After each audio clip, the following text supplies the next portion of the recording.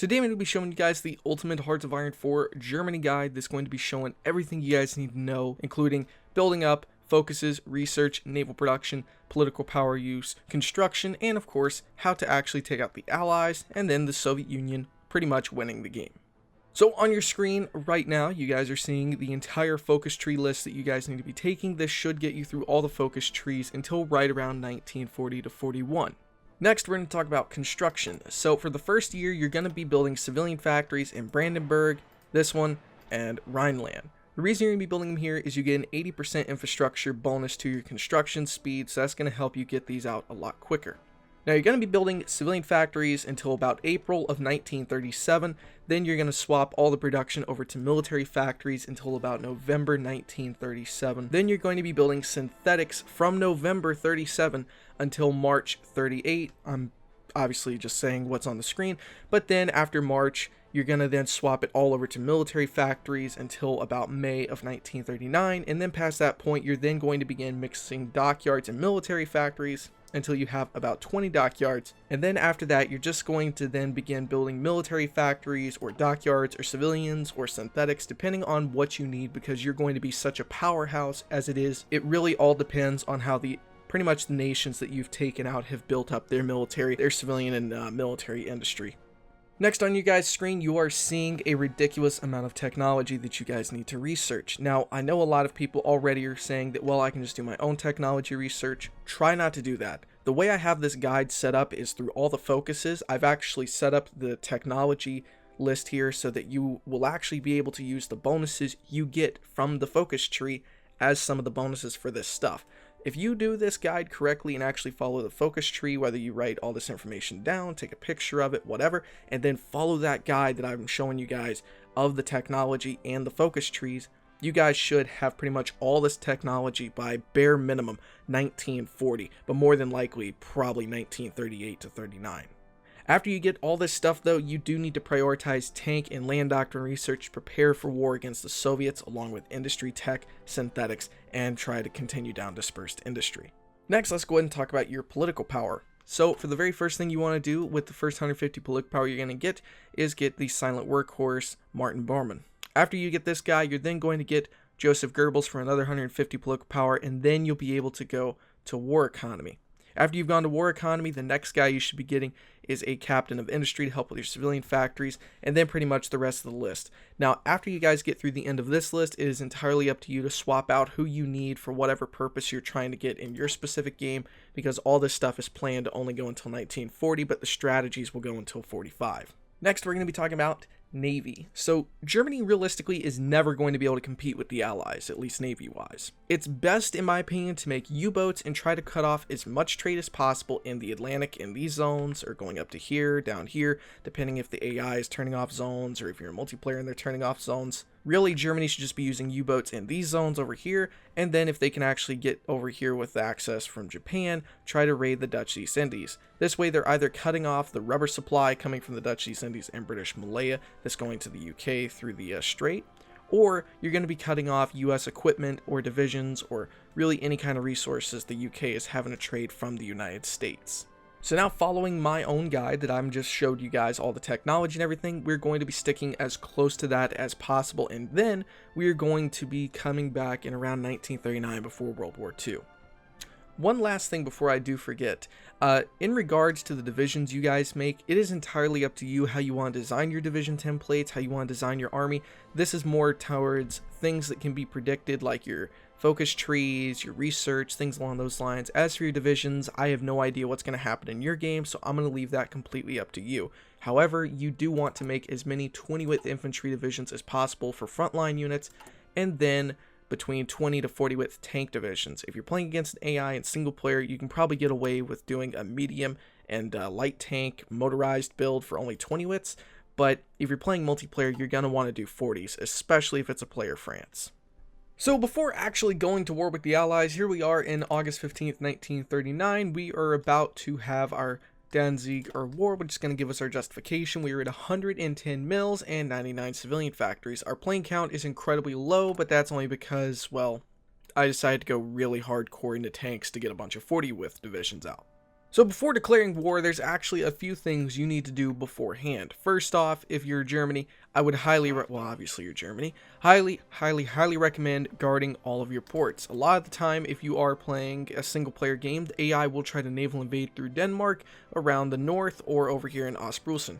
Also, the second thing you want to do is get your navy set up. So for example here, one thing I like to do is create an entirely new fleet, since Germany, like I said earlier, can never really compete with the Allies.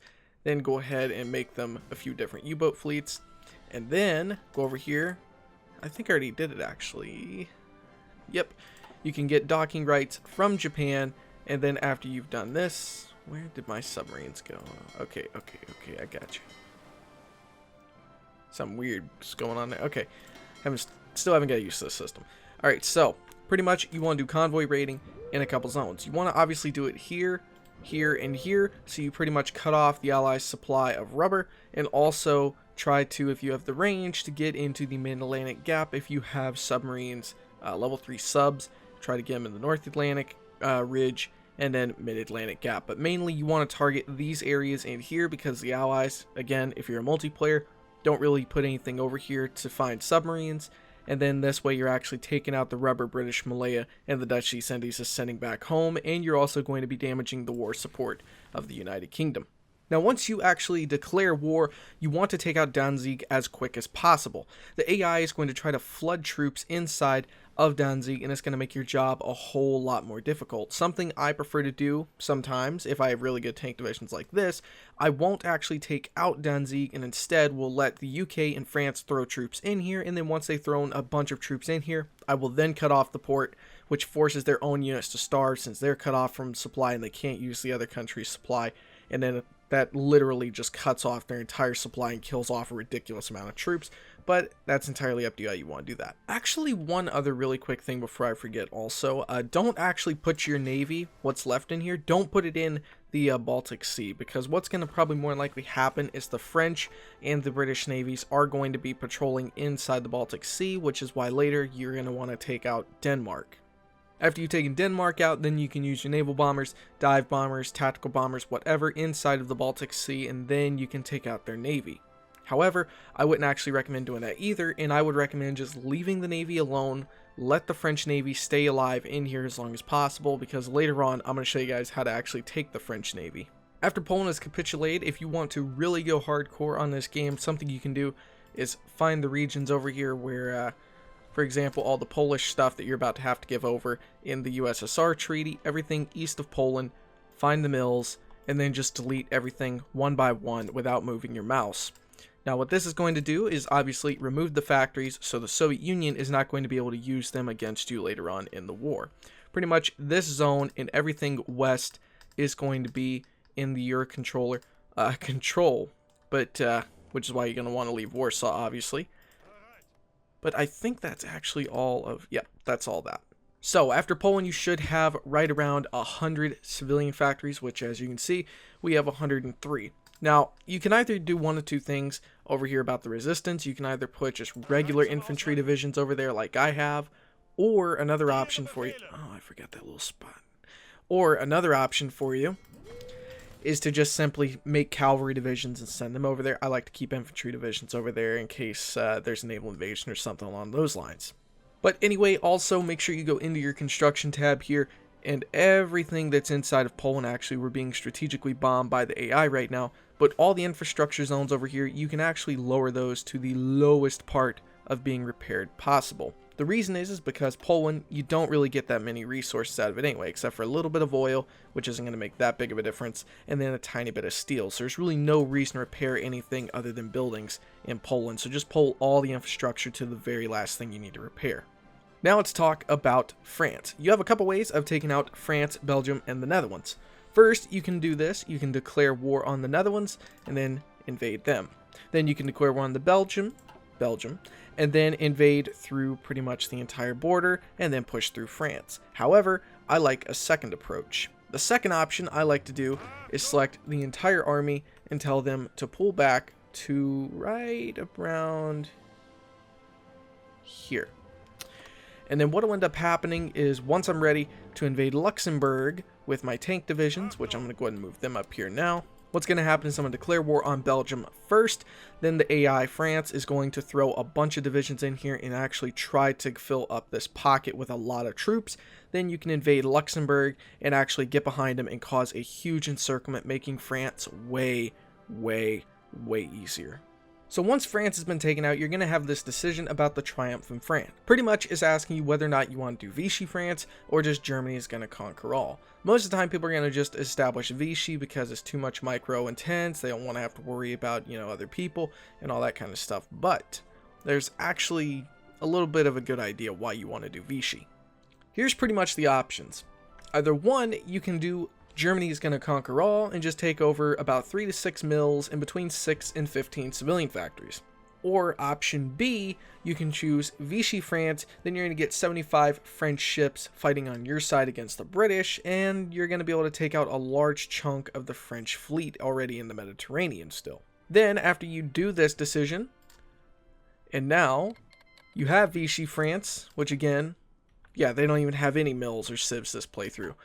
So now you pretty much have an ally with 123 ships, and they just took over Western Africa. So now Italy just has to go and fight in the east once I call them into the war right now.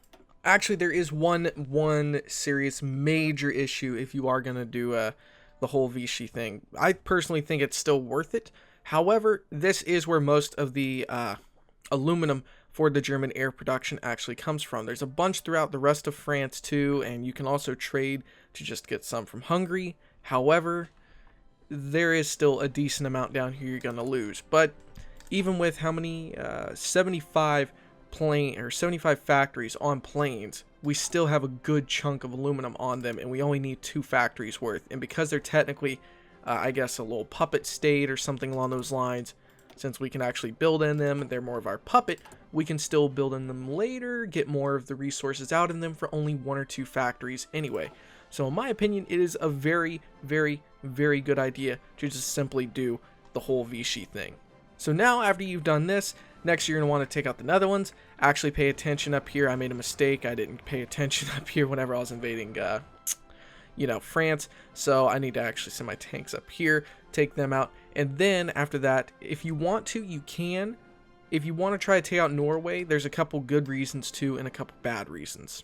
One, if you take out Norway, you are going to get 23 tungsten, but also you're going to get a little bit of aluminum, a little bit of chromium, a little bit of everything. And you're also going to pretty much lock the Axis or the Allies out of here altogether. They're already not allowed to enter this zone, but it's entirely up to you if you want to do that or not. The only problem is, yes, on one hand, you also get a really close air base if you want to start strategic bombing the Soviet Union. You'll have a way into Finland to try to invade the Soviets in a minute.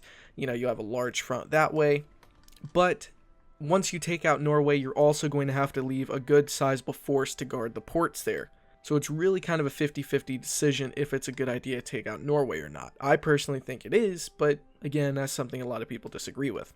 Next, you want to take out the Netherlands and Denmark, and that's pretty much going to take out the main Allies force in Europe. So now you're up to 127 civilian factories and 178 mills. And then once you repair all the damaged factories, which we've actually already done, you're going to be loaded. Do not forget also to go in here really quick, manage occupied territories, and do the harshest for France, and just make sure you have troops guarding the areas and so on. Now let's talk about the war with the Soviet Union.